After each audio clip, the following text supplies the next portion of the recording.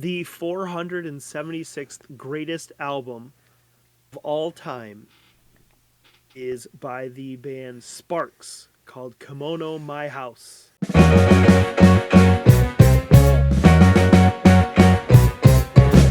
Recorded entirely in London in the UK, although Sparks is an American rock band.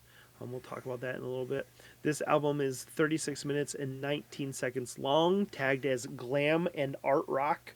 It was released on Island Records, produced by Muff Winwood. That's the second Muff producer we've had on the list, right? No, Mutt. No, Mutt. Yeah, Mutt was the other Mutt guy. Lang and Yeah. Muff. Yeah. My fault. This is the third album by the rock band Sparks. Kyle, what did you think? Hey, it's Kyle. Just jumping in real quick to ask, do you approve this groove? Let us know in the comments. Give us a quick thumbs up, subscribe to the channel, and join the conversation. So I listened to this album in the car on a long drive. And the first like real thing that clicked with me was she's got an interesting voice. Because I'm yeah. There's no she in the band. There is not. And I mean, I didn't register. He sings in this very high falsetto that, they double the tracks to kind of fill it out a little bit. The cover of the album is two women. And again, I was just driving. It was the next album on the list. I was driving. I put it on. I didn't like look into it. I didn't think much of it. And I was like, yeah, she's got an interesting voice. And so then I found out later, actually, just this week, as I re-listened to it, that that's actually a guy. But all that being said, this was a fun album. I really had a lot of fun listening to it. I like that it's very playful, but technical in a lot of ways. Like they play with rhythm and syncopation and time signatures. And I said in like our intro episode that's something that I always appreciate, is music that moves beyond the standard conventions of 4/4 time and just kind of straightforward backbeats and that sort of thing. So this did that really well and really tastefully, to the point where it was fun to listen to, but it wasn't over complicated or challenging to listen to. It had enough to make it interesting without being too crazy.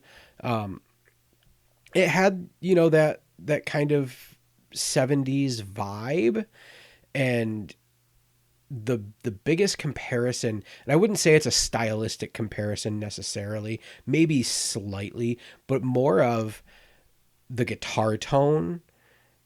Not every song, but a lot of the songs, the guitar tone made me think of Rush a lot. The guitar tone that they have in this album is a very, it's very Rush, like Alex Lifeson guitar tone that I always really liked. And it kind of had, like that little bit of a progginess that Rush has, but more theatrical, which was a lot of fun. Absolutely. Yeah. That's an understatement. Yeah. I mean, it was experimental. It was playful. It was fun. It was exciting.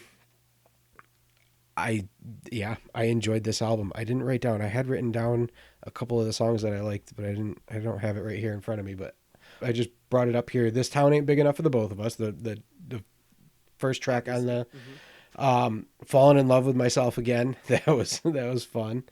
I all around it was good. It was a fun album. Yeah. So I came to know Sparks. I've talked about this band before, but Nate Roos from The Format, they put out a live album. I don't even know what year. Maybe close to 2007. Maybe before that. And in one of the live tracks, they covered "This Town Ain't Big Enough for the Both of Us." Now that is the single off the album. and it peaked at number 4 in the UK and number 101 in the US, which is interesting. I'll talk about that in a second. But so it was a fairly well known song for the time. And he referenced it and he says, this is a band that we really like, a song by a band we really like called Sparks. And when I remember the first time I heard that, like I clearly remember the first time that I heard that and thinking like, this is weird, like, and not knowing that Sparks was an older band, I thought it was like contemporary to them, because I think he says like, this is a song from a band that just played here recently. So I was like, oh, this must be a contemporary band that they just liked, and then I didn't think of it for a long time, like heard it every once in a while, never was inspired to check out Sparks at all, but then probably close to 10 years after that I came across a documentary about the band Sparks, and checked it out because in addition to Nate Ruess, I think I had seen like a little teaser for it somewhere, and I've said his name already on this project, but Jack Antonoff is a producer that now produces music for Taylor Swift and is part of Fun with Nate Ruess. He referenced, I think he was actually interviewed for it as one of the contributors on the documentary. So I was like, well, if Jack Antonoff likes them too, like, let me check it out. So I watched the documentary, and it was pretty fascinating.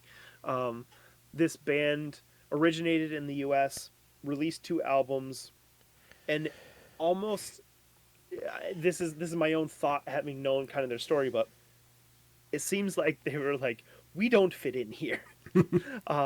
So they relocated to the UK as part of their kind of glam rock scene. At the same time as some other contemporaries, like I heard this and not exactly, and not just because of theatrics, but Queen was a reference for me in this one.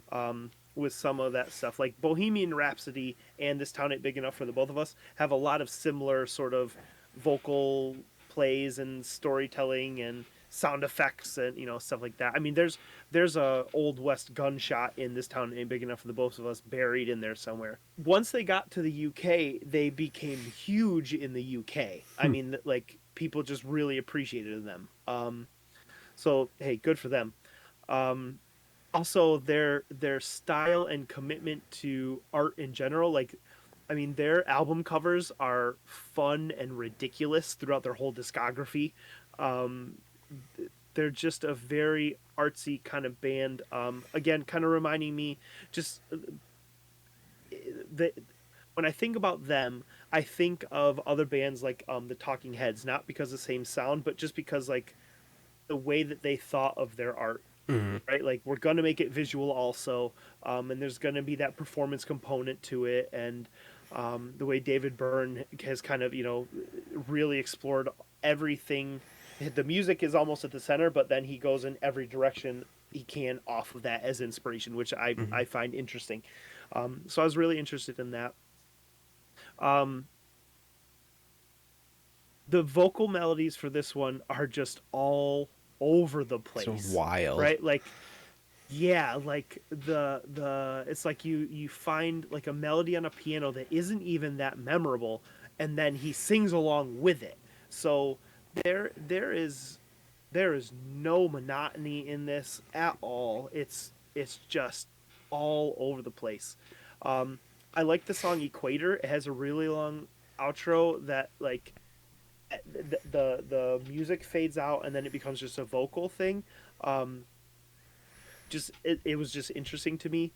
Um, some of the subject matter of these songs is hysterical. Um, Amateur Hour is about clumsy sex. Um, Talent is an Asset is about Albert Einstein's doting parents. And A Broken Suicide Pact is the story of the song Here in Heaven. So again, they just pull like from everywhere and just they're storytellers, and you have to really kind of get into it. I think this is one of those albums and one of those bands where you could hear these songs and make your own meaning to them. Yeah. Then it's also interesting to hear like, oh, well, this is what we were thinking about when we recorded it. And like, oh, no shit, okay. Albert Einstein, huh? All right, cool. Um, yeah, it's this is a different different record. And I can see why, in the early to mid 70s, why this wouldn't necessarily kick in the US when stuff was becoming or continuing to be more straight up.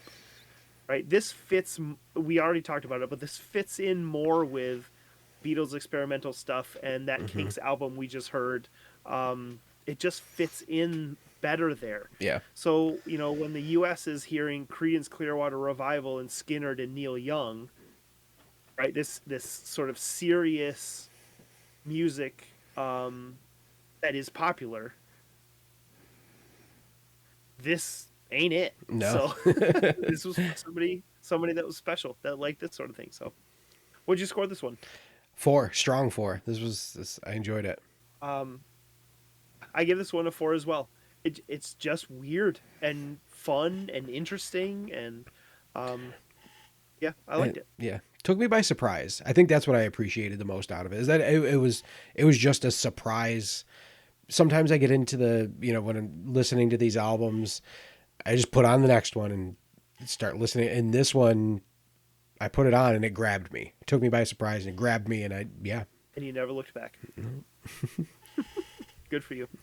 That was Kimono My House by Sparks at 476. Hey, thanks for watching. We'd love to know what you think of this album, so let us know in the comments. Do you approve this groove? And as always, a quick thumbs up helps a lot. Subscribe so you can see all 500 albums, and we'll see you on the next record.